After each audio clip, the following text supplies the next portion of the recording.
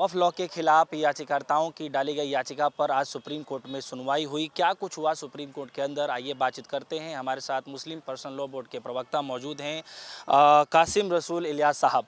Sir, कैसे देख पा रहे हैं आज क्या कुछ हुआ सुप्रीम कोर्ट के अंदर? देखिए, मैं समझता हूँ कि आज बहुत विस्तार से बहस हुई है। इससे पहले ये तीसरी चौथी वो थी मीटिंग थी। जी।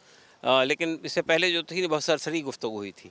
आज बहुत ही विस्तार के साथ बहुत तफसील से 4 घंटे तक बहस हुई है और आज सिर्फ मुस्लिम पक्ष की बहस हुई है।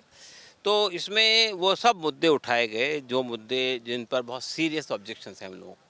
पहली बात तो ये कही गई कपिल सिब्बल साहब के ज़रिए से कि साहब ये जो कानून लाया गया है इसको कोई भी आदमी, अंधा आदमी पढ़ेगा तो ये महसूस करेगा कि ये एक पर्टिकुलर कम्युनिटी के राइट्स को आप स्नैच अवे कर रहे हैं, ख़त्म कर रहे हैं और कॉन्स्टिट्यूशनल राइट्स को ख़त्म कर रहे हैं आप। तो ये तो बिल्कुल डिस्क्रिमिनेटरी लॉ है। ये जो कानून, जो प्रोटेक्शन हिंदुओं को हासिल है, जो प्रोटेक्शन सिखों को हासिल है, वो मुसलमान को आप उसको वंचित कर रहे हैं, मुस्लिम समाज को। तो ये तो बिल्कुल ही गलत कानून है, ये सेकुलरिज्म के भी ख़िलाफ़ है। दूसरी बात उन्होंने ये कही कि साहब ये जो वक्फ बाय यूज़र है, ये तो सुप्रीम कोर्ट का भी इसके ऊपर वर्जन है कि वंस से वक्फ ऑलवेज है वक्फ। एक बार कोई चीज़ वक्फ हो जाती है वो हमेशा के लिए वक्फ होती है। और वक्फ जो होती है वो चीज़ उनका कि इस्लामी कानून के अंदर वो वक्फ और ट्रस्ट में फ़र्क ये है कि कोई चीज़ जो वक्फ करता है आदमी वो अल्लाह के लिए वक्फ करता है।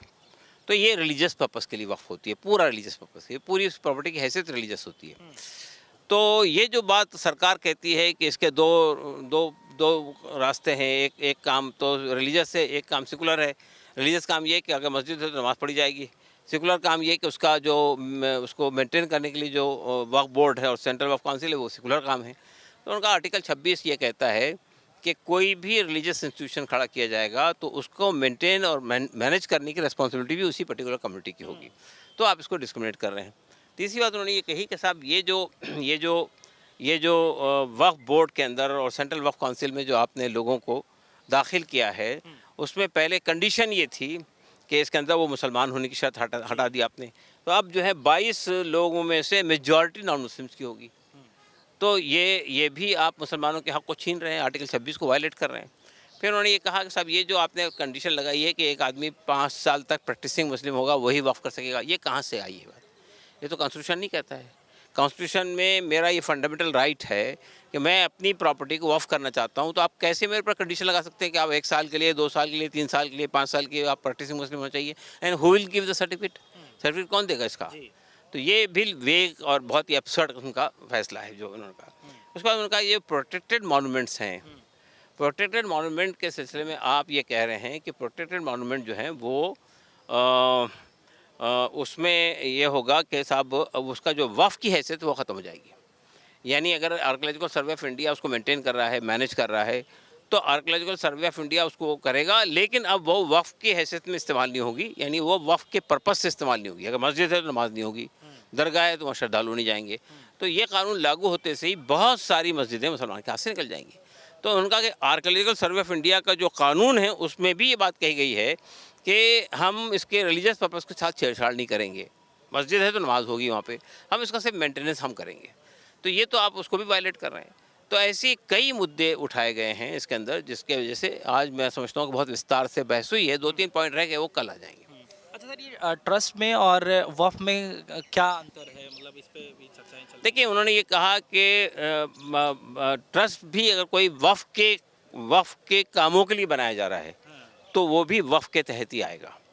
कोई ट्रस्ट होता है सेकुलर पर्पज़ के लिए बनाया जा रहा है, लेकिन कोई ट्रस्ट के तहत में मस्जिद कायम हो रही है, एक ट्रस्ट है उसके तहत मस्जिद हो रही है, तो वो रिलीजियस पर्पज़ है, वो वक्फ ही हो जाएगी प्रॉपर्टी।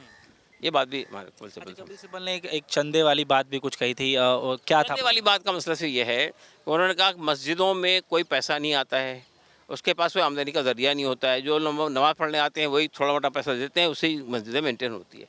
तो उस पर हमारे चीफ जस्टिस साहब ने कहा वो तो मंदिरों के साथ भी होता है। उनका नहीं, मंदिरों में चढ़ावे आते हैं, दरगाहों में भी चढ़ावे आते हैं, वो चढ़ावे जो है उनको अच्छी खासी आमदनी का ज़रिया बनते हैं। मस्जिद में ऐसी कोई आमदनी नहीं होती है। अब कल जो है ये पूरी सुनवाई को सुना जाएगा। कल जो 2-4 लोग रह गए हैं हमारे यहाँ से, जिनको आज बोलना था वक्त नहीं मिला, तो वो उनको 2-2 से 3 मिनट देंगे, उसके बाद फिर सरकारी जवाब आएगा। कल उम्मीदें हैं आप लोगों को कि जो है कल इसका फैसला भी आ सकता है? नहीं, इसका फैसला नहीं आएगा। तो ये हाँ, एक एक बात और उन्होंने कही थी कि ये जो इवैक्यूएशन प्रॉपर्टी है, जो लोग यहाँ से चले गए पाकिस्तान और उनकी प्रॉपर्टी यहाँ रह गई है, उसको भी ये टेक अवे करती है ये चीज़। तो चलिए, तो आपको उम्मीदें हैं कल सरकार के? हाँ हाँ, नहीं, मैं ये कह रहा हूँ, एक बात ये आई थी कि उन्होंने ये बात रेज़ की कि ऐसे बहुत सारे कानूनी प्रोविजंस हैं जो जेपीसी में भी नहीं आए, कानून में भी नहीं मेंशन किए गए, और जब वोटिंग का समय आया उस वक्त डाल दिया गया उसमें। अच्छा। तो ये तो अनडेमोक्रेटिक है, ये अनकॉन्स्टिट्यूशनल है, ये गलत तरीका है, जमहूरियत के ख़िलाफ़ है। ये जितने ऐसे प्रोविज़न डाले गए जो पहले ज़ेर बहस ही नहीं आए थे, उनको हटाया जाना चाहिए। चलिए, है कासिम जी मौजूद रहे, जिनसे हम खासा बातचीत कर रहे थे। जो आज सुनवाई हुई कोर्ट के दौरान, क्या क्या दलीलें दी गई कपिल सिब्बल की तरफ से, उन चीज़ों पर जो है काफ़ी तरीके से, बारीकी से जो है इन्होंने समझाने का काम किया। और आज ख़ास बात ये रही कोर्ट के अंदर में कि अब तक की जितनी भी सुनवाइयाँ हुई, आज सबसे ज़्यादा बारीकी से पॉइंट टू पॉइंट जो है विपक्षी की तरफ से जो है, जो मुस्लिम पक्षकार थे उनकी तरफ से जो है रखी गई, और कोर्ट ने भी जो है बाकायदा समय निकाल कर इन सबको जो है सुना गया। अब ये बताए जा रहे हैं कि कल एक दो तीन चीज़ें जो रह गई हैं मुस्लिम पक्षकारों की तरफ से, वो कल भी उस पर सुना जाएगा। लेकिन जो कल का जो पूरा वक्त है वो सरकार के तरफ से जो है रखा जाएगा पक्ष, और उसके बाद जो है अंतिम निर्णय सरकार के कोर्ट के पास रहेगा कि क्या अंतिम फैसला लिया जाएगा। फिलहाल सबकी नज़रें निगाहें कोर्ट के फैसले पर है। आप सभी के मन में क्या कुछ चल रहा है, वीडियो कमेंट सेक्शन में जाकर जरूर बताइएगा। फिलहाल के लिए दीजिए इजाज़त, देखते रहिए DSO न्यूज़। धन्यवाद।